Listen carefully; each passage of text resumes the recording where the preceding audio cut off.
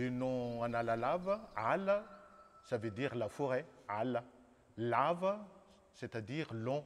Donc il y a plusieurs villes, plusieurs villages à Madagascar qui portent le nom de al, forêt.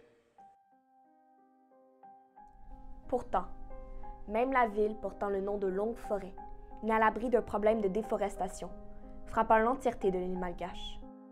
Ces berges autrefois florissantes, n'ayant plus rien pour les retenir, s'érodent et font désormais face au danger de l'érosion.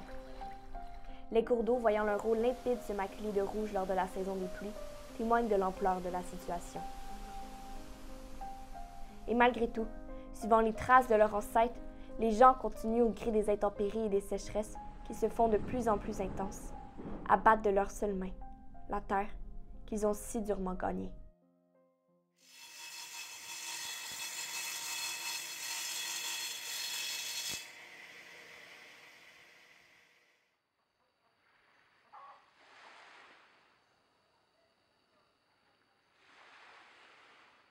Bon, alors, la déforestation, d'après des chiffres que j'ai lus au début où je suis arrivé, il y a 4-5 ans, c'était tous les 3 ans, 80% de Madagascar part en fumée. Donc c'est une ampleur énorme. Et il y a 2 raisons à ça. Il y a la culture du tavi. Donc c'est déforester pour brûler, parce que ça enrichit le sol, d'après les croyances des villageois. Et on cultive dessus. Et la deuxième chose, c'est un besoin en bois de chauffe, bois d'énergie, et en bois de construction, pour les meubles ou les bateaux ou les maisons.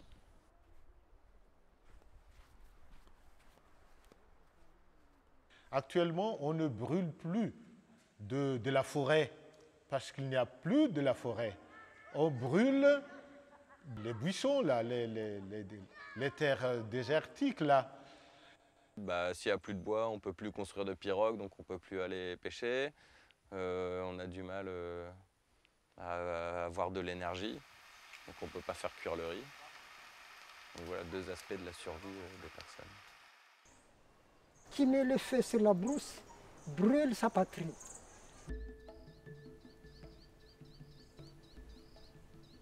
Puisque la forêt recule, j'ai décidé de cultiver des arbres, de reboiser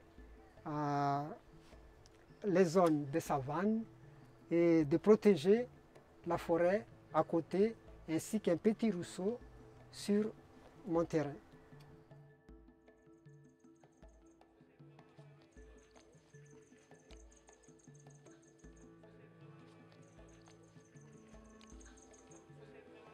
Et avant, je vis, la forêt était au bout de la montagne, plein de palissandres, plein d'animaux comme des maquis, comme plusieurs d'animaux possibles ici, les chauves-souris. Mais les gens, ils s'en foutent, ils les coupent. Après, ils coupent les bois, on a fait les charbons, transport en OCB. Après, c'est fini. Mais mon projet, a finalement des plantations mangroves à la montagne.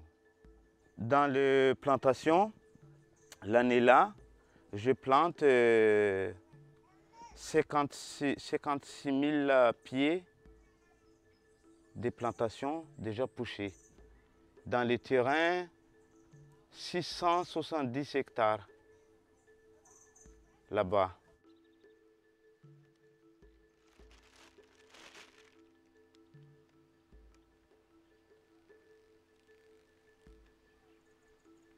Quand j'arrive chez mon champ à Makia, il est vraiment la terre morte à cause de les feux de brousse comme ça.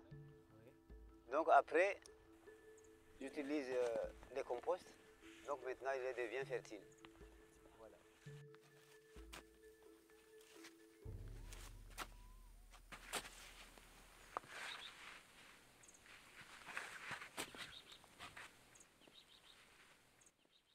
Là, mon papa aime cultiver.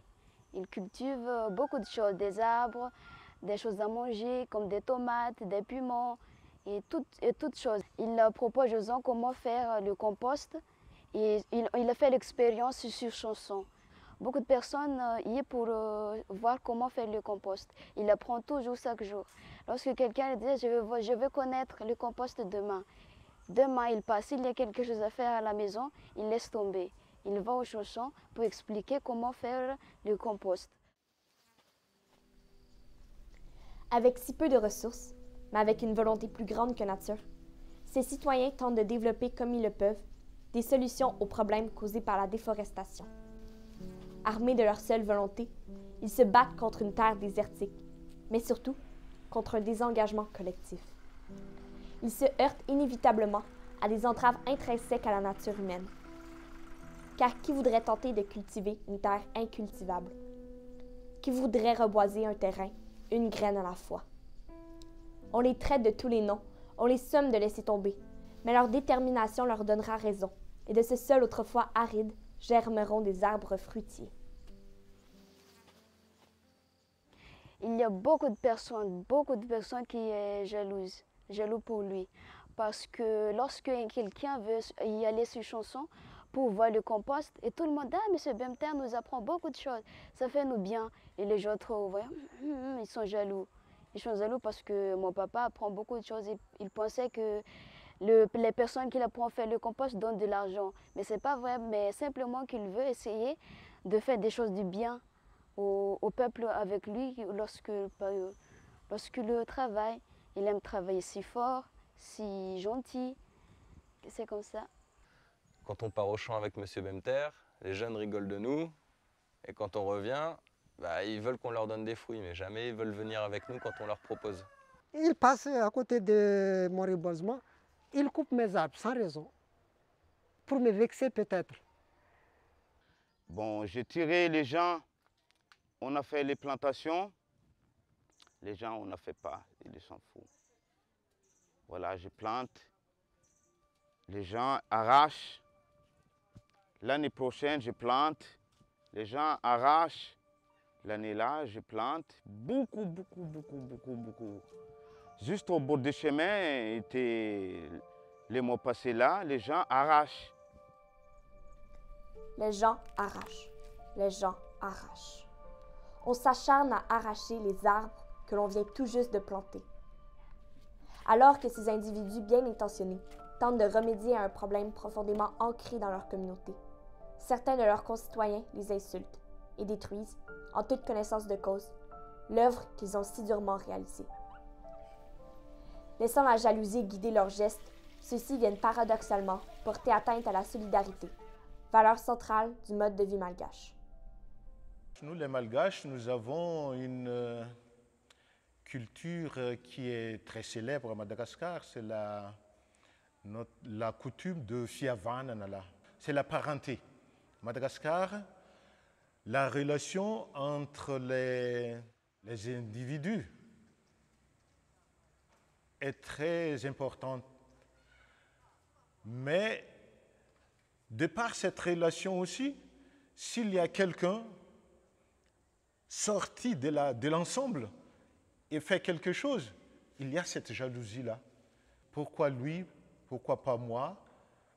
Alors qu'on est tous ensemble, on travaille ensemble, parce qu'à Madagascar, on fait comme ça.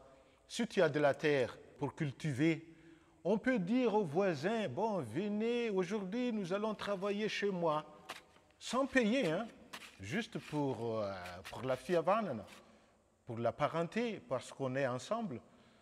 Bon, je pense que l'origine de la jalousie, c'est là. On est habitué à faire des choses ensemble, des choses plus ou moins standards pour tout le monde.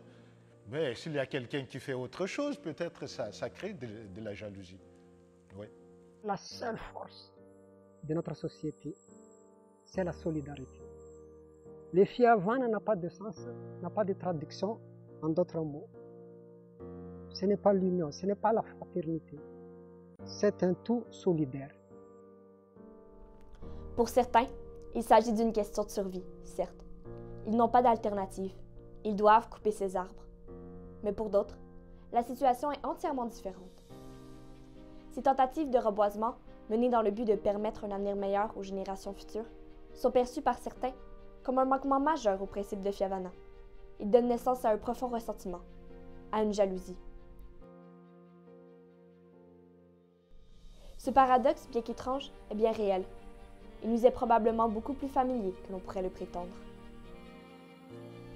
Mais au-delà des tensions d'hier et des paradoxes d'aujourd'hui, au-delà des longs jours qui s'écoulent et des éphémères années qui se succèdent, au-delà de l'ironie d'un village sans âge qui ne porte plus son nom, mais qui tente de le retrouver, et pour l'amour d'une île rouge et verte si longtemps défrichée, demain, ces hommes se lèveront, et comme chaque matin, tenteront au nom de cette même solidarité de préserver l'avenir pour les générations futures.